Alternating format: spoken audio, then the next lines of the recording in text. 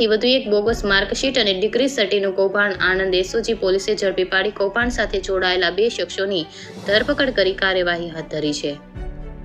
હાલ યુવા ધનને વિદેશ જવાની ગાંડી ઘેલજા ઉપડી છે અને વિદેશ જવા કોઈ પણ રસ્તો અપનાવતા યુવાનો ખચકાતા નથી અને યુવાનોની આ ગાંડી ઘેલજાનો એજન્ટો બખૂબી ઉપયોગ કરતા હોય છે, જેમાં ક્યારેક ખોટા ડિગ્રી સર્ટી અને માર્કશીટો એજન્ટો થકી બનાવી વિદેશની વાટ પકડી લેતા જોવા મળ્યા છે।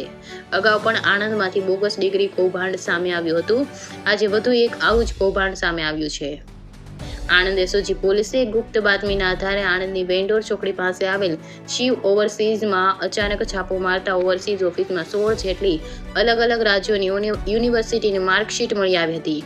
પોલીસે મળી આવેલ માર્કશીટની જે તે યુનિવર્સિટીમાં ખરાઈ કરાવતા આ માર્કશીટ બનાવટી હોવાનો ખુલાસો થયો હતો, જેના આધારે પોલીસે શિવ ઓવરસીઝના અંકિત ગોપાલભાઈ પટેલ રહેવાસી નવી અરડી ઉમરેઠ તેમજ ધવલ મોહનભાઈ પટેલને તેમની સામે ગુનો નોંધી તેમની ધરપકડ કરી છે।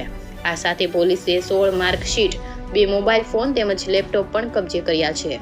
બંને આરોપીની પૂછપરછ કરતા આ માર્કશીટો તેઓ વડોદરાના ગોરવા ખાતે રહેતા જીગર રમેશભાઈ ગોગરા પાસેથી લાવ્યા હતા અને આ ડિગ્રીના આધારે તેમના ક્લાયન્ટને તેઓ વિદેશ મોકલવાના હોવાની કબૂલાત કરી હતી। હાલ પોલીસ દ્વારા જીગર ગોગરાને ઝડપી લેવા ચક્રો ગતિમાન કર્યા છે, ત્યારે આગામી સમયમાં બોગસ ડિગ્રી મામલે મોટા ખુલાસા થાય તો નવાઈ નહીં। Crime reporter Alpa Patel, bureau report, Anand.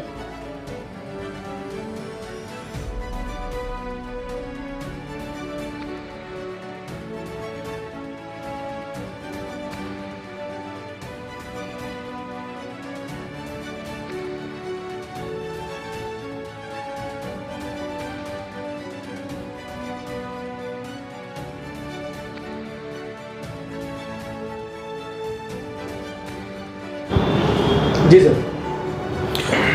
Anand જિલ્લામાં વિઝા ફ્રોડ તથા ખોટા દસ્તાવેજો બનાવી બાળકોને વિદેશે મોકલવાના ફ્રોડ થતા હોવાની હકીકત મળતા પોલીસ અધિક્ષક શ્રી બંસલ સાહેબની સૂચના અને માર્ગદર્શન હેઠળ તારીખ 28/3/2024ના રોજ એસઓજીમાં પોલીસ ઇન્સ્પેક્ટર તરીકે ફરજ બજાવતા જીગર પટેલની સૂચના અને માર્ગદર્શન હેઠળ પીએસઆઈ જેબી વાઘેલા તથા એસઓજીના સ્ટાફના માણસોએ આણંદ ટાઉનના વેન્ડોર ચોકડી પાસે આવેલ શ્રીનાથજી શોપિંગ સેન્ટરમાં આવેલ શિવ ઓવરસીઝ નામની દુકાનમાં અંકિત પટેલ ખોટા દસ્તાવેજો અને ખોટી માર્કશીટ બનાવી અને બાળકોને વિદેશ મોકલે છે તે મુજબની હકીકત ભરતકુમાર તથા પોલીસ કોન્સ્ટેબલ કુલદીપસિંહને મળતા રેડ કરતા અંકિત પટેલ પાસેથી 2 મોબાઈલ ફોન તથા 1 લેપટોપ મળી આવેલ। આ લેપટોપ અને મોબાઈલની અંદર ડિજિટલ માર્કશીટ મળી આવેલી। આ બાબતે માર્કશીટો બાબતે પૂછતા અંકિત પટેલ કોઈ સંતોષકારક જવાબ આપેલ નહીં, જેથી એસઓજીની રેડિંગ ટીમે બંને મોબાઈલ તથા મોબાઈલ કબજે કરી આણંદ ટાઉન પોલીસ સ્ટેશનમાં જાણવાજોગ રજીસ્ટર કરી અને આ સમગ્ર કૌભાંડ બાબતે તપાસ હાથ ધરેલ।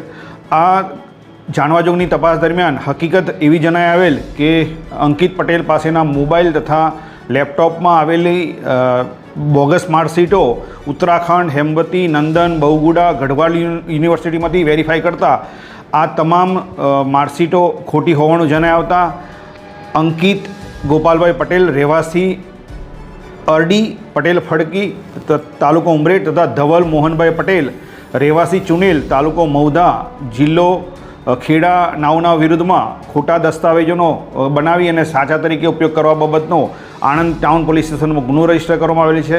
તેમજ આ ગુનાનો મુખ્ય સૂત્રધાર જીગરભાઈ રમેશભાઈ ગોગારા રહેવાસી રિફાઇનરી રોડ ગોરવા વડોદરાને અટક કરવાની તપાસ તજવીજ હાથ ધરેલ છે। સર, કેટલા સમયથી આ કૌભાંડ ચાલતું હતું અને અત્યાર સુધી કેટલા લોકોની માર્કશીટો બનાવડાવી, કઈ દિશામાં આગળ તપાસ? હા, હાલમાં અટક કરેલ બંને આરોપીની પૂછપરછ દરમિયાન તેઓ છેલ્લા 1 વર્ષથી યુકેની વર્ક પરમિટ નો વ્યવસાય ધરાવતા હતા। એ દરમિયાન બાળકો આવે અને બાળકો યુકેના વિઝા અને અન્ય દેશોના વિઝા માટે કોઈ પણ ડોક્યુમેન્ટ ખૂટતા હોય તો એ બાબતે પોતે વ્યવસ્થા કરી લેશે તે મુજબની હૈયાધારણા આપી અને મોટી રકમ પડાવતા હતા।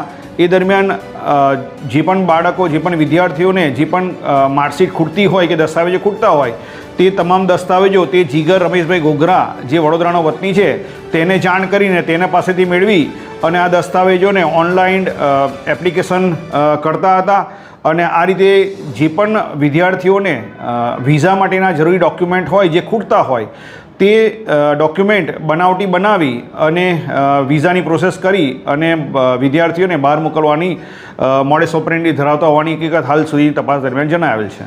સાહેબ, અત્યાર સુધી કેટલા લોકોની માર્કશીટો બનાવવામાં આવી? હાલ સુધી તો અંકિત અને ધવલની પૂછપરછ દરમિયાન 8 થી 10 વિદ્યાર્થીઓની બોગસ માર્કશીટ તથા દસ્તાવેજો બનાવેલ હોવાની હકીકત જણાવેલ છે, પરંતુ નામદાર કોર્ટમાં રજૂ કરી અને પોલીસ કસ્ટડી રિમાન્ડ મેળવી ખરેખર અન્ય કેટલા વિદ્યાર્થીઓ તથા અન્ય કેટલા વ્યક્તિઓની બોગસ માર્કશીટ અથવા તો ખોટા દસ્તાવેજ બનાવેલા છે તેની તપાસ તજવીજ હાથ ધરી અને મુખ્ય સૂત્રધાર જીગર રમેશભાઈ ગોગરાને અટક કરી આ સમગ્ર કૌભાંડમાં મૂળ સુધી પહોંચવાના પ્રયત્નો હાથ ધરવામાં આવનાર છે. સાહેબ, કેટલા રૂપિયામાં આ માર્કશીટો બનાવવામાં આવતી હતી? શું ચાર્જીસ લેવામાં આવતા હતા? અને આ લોકો સ્ટુડન્ટ્સને કેવી રીતે ટાર્ગેટ કરતા હતા? સામાન્ય રીતે કોઈ પણ વિદ્યાર્થી વિદેશમાં જવા માગતો હોય એ એની પાસેના જે પણ ડોક્યુમેન્ટરી એવિડન્સ હોય તે આ અંકિત તથા ધવલને રજૂ કરતા હતા. એ ડોક્યુમેન્ટમાં જે ખૂટતા ડોક્યુમેન્ટ હોય એ ડોક્યુમેન્ટ પોતાની રીતે, કારણ કે બાળકોને એક્ઝેક્ટ ખબર હોતી નથી કઈ યુનિવર્સિટીમાં કેટલા ડોક્યુમેન્ટની રિક્વાયરમેન્ટ હોય, તો બાળકોને જે એના પાસેના જે પણ અવેલેબલ ડોક્યુમેન્ટ હોય એ ડોક્યુમેન્ટ ઉપરથી તેને વિઝા અપાવી દેશે. તે મુજબની હૈયાધારણા આપી પોતાની રીતે જે પણ ડોક્યુમેન્ટ ખૂટતા હોય તે ડોક્યુમેન્ટ બાબતે જીગર રમેશ ગોગરાને પાસે ડિમાન્ડ કરી અને એની પાસેથી મેળવી અને ઓનલાઈન એ એપ્લિકેશન જે વિઝા પ્રોસેસ છે એ કરતા હતા.